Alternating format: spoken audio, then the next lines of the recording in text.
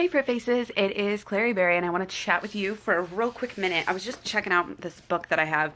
This was a college textbook, nutrition, just a couple years old. It's Wardlaw's Perspectives in Nutrition. There's a lot of good info in this book, 10th edition. So it's talking about weight loss maintenance. So you've already lost the weight. Sometimes losing the weight is actually easier than just keeping it off.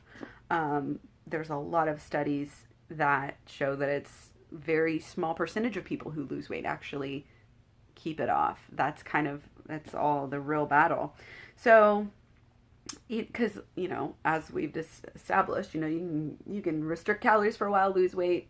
Your metabolic damage is going to put those pounds back on real fast, whether you're fasting, restricting, or whatever. So I just want to show you, actually, let me just show you, for those of you who may not believe me here, this is actual weight loss maintenance. See here?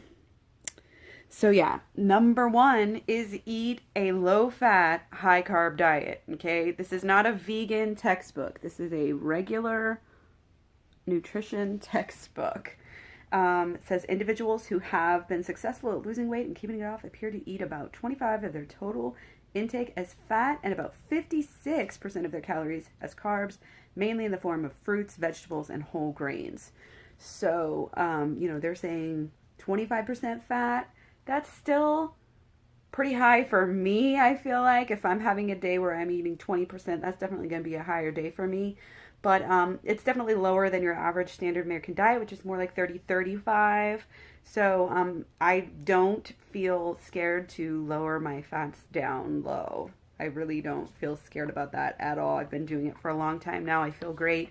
When I do even eat marginal amounts of fat, I notice I start to have digestive issues. So I like to keep my fats actually around like 10% or so, 10 or 15%.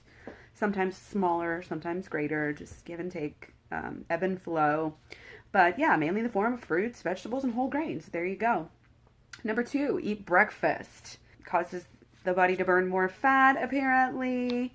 And there's less tendency to overeat due to hunger. I find that is huge, especially if you're new to veganism, if you're new to high-carb veganism, if you're really just switching up your diet in any major way and you're trying to stick to a certain, type of diet that you're not used to.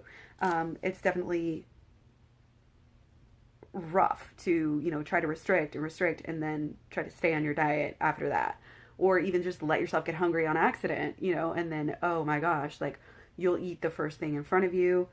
Everybody, has the meme going around, you eat a tiny little salad for breakfast and coffee or whatever, and then it's like, oh, bam, you eat a whole tub of ice cream for dinner. That's the way it works. Our bodies are made to keep us alive, and we need calories to keep us alive and thriving.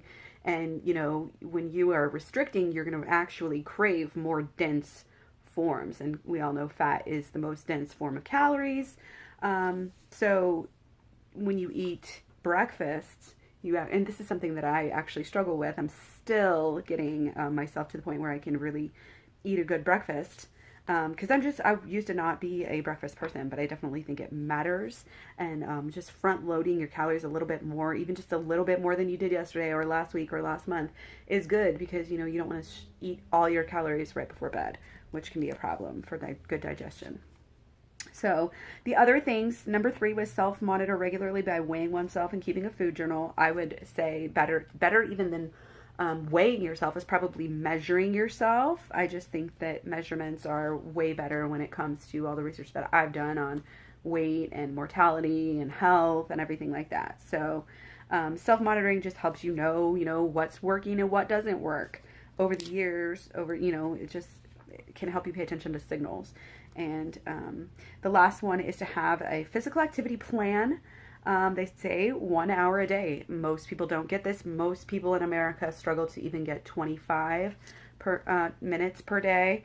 Every little bit helps, but I think people, need to just get out there and realize that, doing a little bit of weightlifting is not like going to be that great for you. I mean, if you're doing it all the time, an hour a day, then that's great. That's going to be better for you than doing nothing. But really, you want like active movement, like aerobic stuff. And it doesn't have to be high intensity. In fact, probably going to do a video soon on low intensity interval training. It's going to be all the rage probably next year, I think. But it just, you just don't need high impact.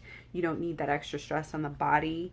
And it's actually less of an energy. Like if you are really doing intense exercise, it can really stimulate your appetite.